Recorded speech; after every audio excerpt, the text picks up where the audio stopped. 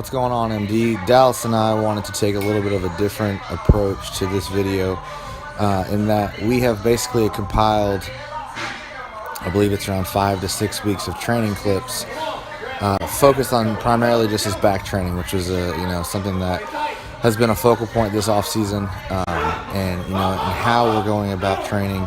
It's not just throwing things together, but kind of methodically working in different ways to improve his back, improve his strength, improve his work capacity, keep his output, his work output high, and that's kind of what this video is about. So just a different way to show you guys how we're making progress in the gym, and different phases of his training, how essentially we're doing a lot of the same lifts week in and week out. We might do them in a different order, and that's for a specific reason, or we might do them with a different type of rep execution. Sometimes we'll do dead stop off the floor.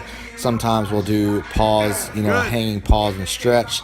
Sometimes we'll do more of a continuous motion, somewhat of a piston style motion. And when I say piston, like pistons in a car, continuously going up and down in a fluid range of motion. So there's a lot of different ways, and that we're emphasizing training, leading up to essentially a goal. Okay, so the goal that Dallas set coming off of the Olympia was he set some pretty high numbers for himself that he wanted to accomplish essentially throughout his career. And then we broke down those numbers that he wanted to accomplish on the bench, squat, and deadlift throughout his career, and into more marketable goals that we could attain this off season. So that that goal for this point of his off season, his preparation, was to deadlift over 800 pounds, and not just for the sake of deadlifting over 800 pounds, but with that type of weight being moved, it's going to show progress in terms of strength.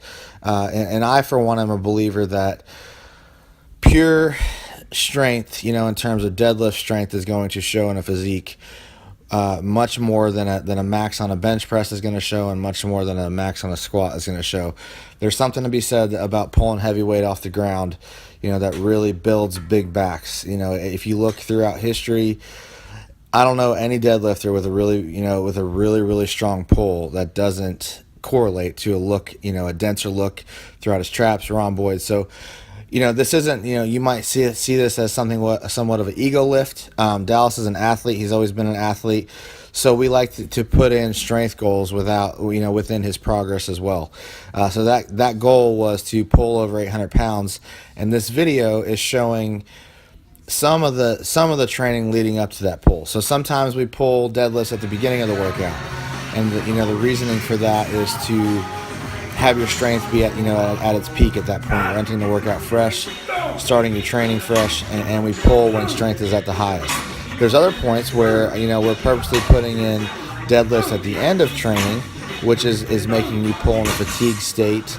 And not only are we pulling in a fatigue state, but I'll often do something where it's going to be a little bit more energy. There's going to be an energy deficit that's created through the pulling. So what you're seeing now, and this was a deadlift tricep that we did, where you're working with the strength curve. So each phase of the deadlift is going to get easier, but yet at the same time, you're going to be more and more fatigued, so it doesn't really feel easier. But if you were to pull a deadlift first, and then a mid-shin rack pull secondary, and then lastly pull above the knee, that is working with the strength curve. Working without the strength, on the opposite end of the strength curve would be doing this in reverse order, and then the deadlift would be very, very challenging. So doing things like this to really work on his, not only his strength, but also his work capacity, which is the ability to do more work over time.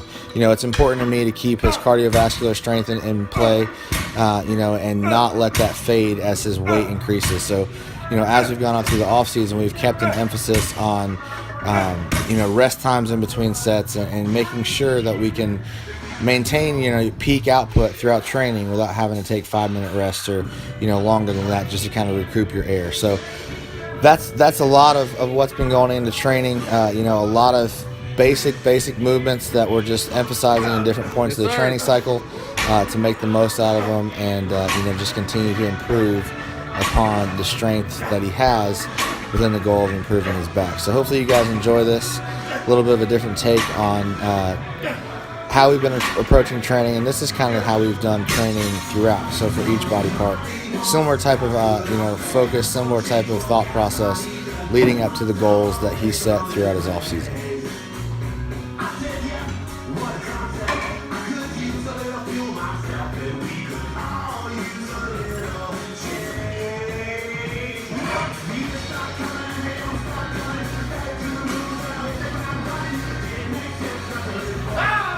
Here we go!